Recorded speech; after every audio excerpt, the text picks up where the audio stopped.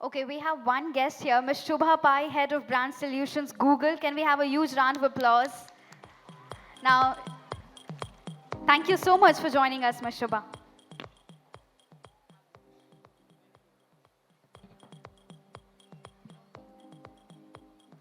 Okay, I think Nikhil asked us who needs this. I need this, otherwise you can't see me. And that was a very tentative introduction. What is she going to say? Is it going to be one person? Is it going to be two-person? A lot of intrigue, a lot of mystery. It's just me. I love YouTube, and I have the privilege of leading sales for YouTube India. My name is Shubha Pai. And today we are just going to talk about streaming.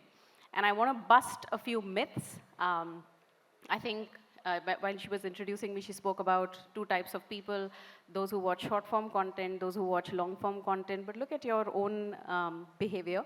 Actually, you're watching everything at different points in time. There was a gentleman who spoke about a BCG research, RF, who said that there are non-smoking smoking breaks, which is where you watch short form content, and then there are those leaned in moments, friends and family moments in the living room where you're watching long form content. On YouTube, we have a third type, which watches short form content on the big screen. Several of them are part of my team. I've still not understood this, but apparently the audience for this is growing. Since we are on the topic of streaming, let's stream.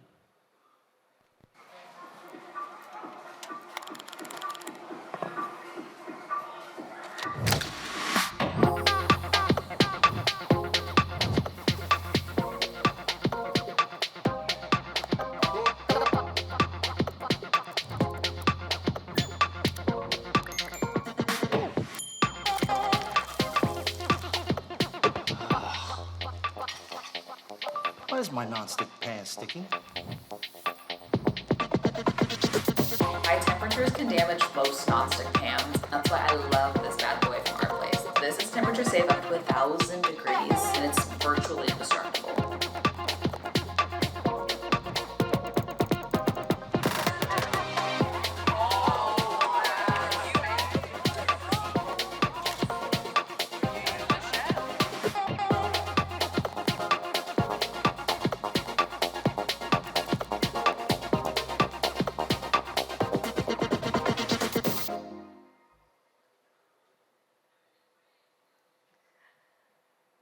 We definitely live in interesting times, and the previous two discussions sort of speak to that. Uh, it's interesting also because even 10 years ago, at least two of those S's were not so much of an internet controlled or internet enabled activities as they are today. Search, stream, scroll, shop, repeat. Just look at your own behavior in the last 24 hours. How many of those S's were you across? And what is interesting is YouTube and Google are the only platforms where as marketeers you can actually be across all of these consumer behaviors. What is even more special is how that translates on YouTube, because that is a singular platform, particularly on the CTV as well, where you can search for something, where you can scroll. People are watching a lot of shorts on the CTV, as I told you, and you can see something, click on it and play. And what I'm most excited about, and what the previous panel also spoke about, is commerce. This is one thing that linear TV was not able to enable, and so many times, so many of us used to watch an ad and be like, can I run out to the store and buy this? And as marketeers, definitely you wished somebody could somehow go out there and buy it. So that interactivity and that commerce is also coming to the big screen, and that's pretty exciting. And that's a serious flex, by the way, because it's the only place, firstly, where you can do all of these, and you also have formats for marketeers to support all of these behaviors across the platform. And anyone who is thinking about buying something is also researching on the big screen, small screen, wherever they are able to, wherever they are looking for information. No one knows this better than another media company. So what you see on screen is Sony, an example from what Sony did. And of course, we're talking about the big screen, we're talking about the streaming experience. So you must be wondering why we are talking about an experience where along with the connected screen, there was also short form, there was in-stream, there was regular advertising. Because here's another myth. It's not a discrete consumer who's watching the connected TV and not doing anything else, as I started saying. They are interacting with content throughout their day. And connected TV is just one part of that journey, and you want that journey to, you want to meet the customer wherever they are, irrespective of the device type, irrespective of the time, in the right way. And I think the entire creative discussion was about how to enable that. And therefore, when you do that, not only is it the cool thing to do or the right thing to do, it actually drives business outcomes. So when you are present wherever the consumer is present, it actually builds efficiency for you because you're meeting the customer at multiple places, you're registering the impact with them. In this specific case, the objective that Sony had was to drive up subscriptions. So we also spoke about OTTs. So they wanted to drive up subscriptions, but when they took this approach of balancing exposures across different screen sizes, across different formats, and across different devices, it led to 2x growth in subscriptions at a 10% increase in efficiency. At a time like today, when we are all grappling with efficiency challenges and also thinking about how to meet customers in a way that optimizes my messaging, this is a classic example of how to do it. Coming up next are 3 facts that I want to leave you with.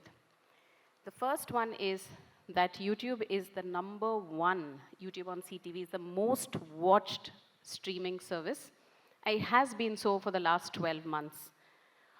Internally for us, it is also our fastest growing surface for the last 5 years in a row. And just in the last 3 years, the number of viewers on the platform, just YouTube connected TV, have quadrupled. Of course, there's an entire ecosystem that is helping. Today, if you try to buy a TV, you can't buy a regular TV. The price points have also crashed, so it's very easy to actually buy a smart TV. And so the entire ecosystem, the app developer ecosystem, the content ecosystem, the measurement ecosystem has a role to play. But this is a very, very here to stay phenomena. So what are people watching on YouTube on the connected TV? Some of it is intuitive, some of it is not. Stand-up comedy is one content genre that people are spending a lot of time on. This is something that is true, very true for me. I discovered a lot of stand-up comic artists through shorts on my phone. And then I just loved it so much that I wanted to share that experience with friends and family and watch it on the big screen. And that's how typically content journeys go. The second content genre that people are very interested in and spending time on the big screen is entertainment. I mean, surprise, surprise, YouTube is content's biggest stage world over. So this is not that much of a surprise. The third area is actually travel and tourism. And travel and tourism is interesting again for 2 reasons, because it's also a top content genre that is consumed on shorts. So it's very interesting that people are discovering something on shorts, actively engaging in that content, and then passionately watching it on the big screen, spending more time on it. So let me think about where marketers can converge with consumers when they are on this big screen experience, right? So let's imagine a customer, like a viewer, switches on their TV, they've just turned on their TV, they've turned on the YouTube app. Gone are the days when you have a static ad that just sticks on the top of your page. Now mastheads are immersive experiences. And remember, this is the first experience that the customer is encountering the moment they turn on the app. It's a cinematic, edge-to-edge, massive piece of real estate for a brand to completely sort of share their glory and their creative prowess on. It truly creates impact. And this is sound off, so it's not intrusive. Till I choose to interact with it, the sound will remain off, but the full glory of the ad is very, very visible, and it is playing like that. And again, we've done some testing at the back end. Not only do your completion rates increase by 30%, the view-through rates also go up by 10% when an immersive masthead is used versus a static masthead, which used to exist earlier. Now let's say that the viewer is choosing what to watch. They could choose to watch something really long. Let's say it's a documentary that they want to choose. Being respectful of what they want to watch will also help match the type of creative that gets shown up. But for those marketeers, and Nikhil spoke about earlier in the day of a 90-second creative. YouTube is like a natural home for 90-second creatives. But even on the big screen, if you want to show a 30-second ad reminiscent of what used to be big on linear TV as well, you could do that. And you play a 30-second ad, you tell your story, creative is rich, it's built for the big screen, it has impact. So it also helps if you're Nestle and if you're Maggie, because your ads are just delicious. But when they did this on the big screen, and across different states, 15 million reach just in 6 states. Again, 50% lower cost, so there is efficiency which they did not anticipate, and also 3x the brand recall compared to what they have been doing, their own benchmarks that they have been using. Now, there's someone at the door, or I need to get a drink of water, so I pause the screen and I get up to go get a drink of water. There's a pause ad that comes up on the screen. I come back, and a little bit of wordplay here, it makes an impression, because it's really there. And this is the first thing, again, I see after I come back from an ad break. So I do have an opportunity to see something, register something, and then go back into my experience.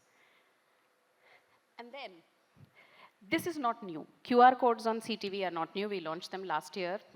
The good thing, though, is this is pretty much becoming like a best practice. So any brand that wants you to take any sort of action, it could be just visit a website, it could be submit a lead, it could be get more information, participate in a contest. This is something that is becoming more of an always-on play.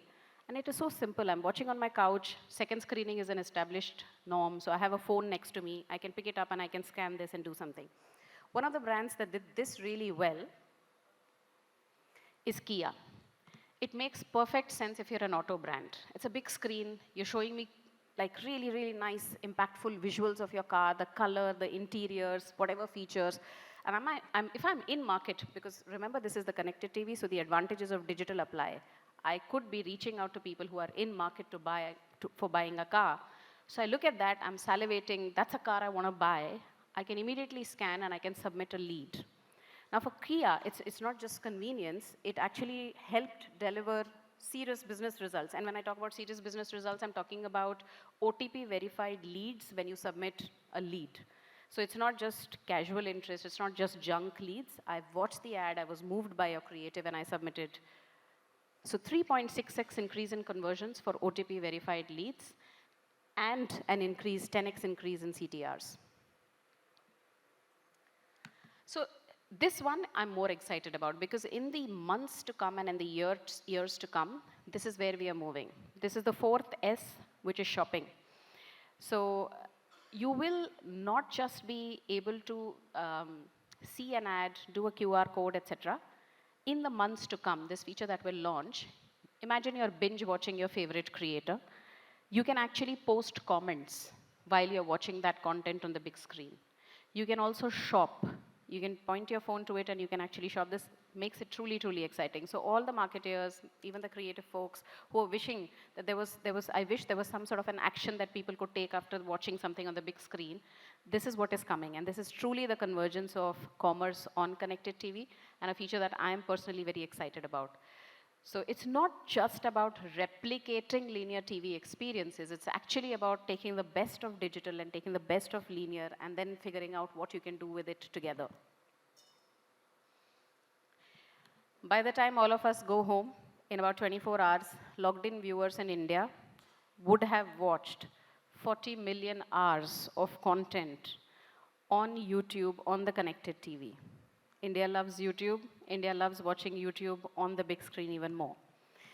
We did a research a couple of years ago, and in that research we found that when people are watching connected TV, because there are other OTT apps as well, how many apps on average do people watch? We're a content-hungry, do not want to pay for content always type of a country. And on average, we watch 3 to 5 different OTT apps, YouTube included, right? But I always say this, hand on heart. Who do you think really gets you? The kind of content recommendations that you see on your Discover feed, the kind of content recommendations, there is no other OTT platform that truly gets you, that truly knows, recommends, and sometimes brings you new categories, like stand-up comedy was for me. And to see all of that on the big screen is just absolute magic. Quite honestly, there is just one YouTube. Thank you for your time and attention.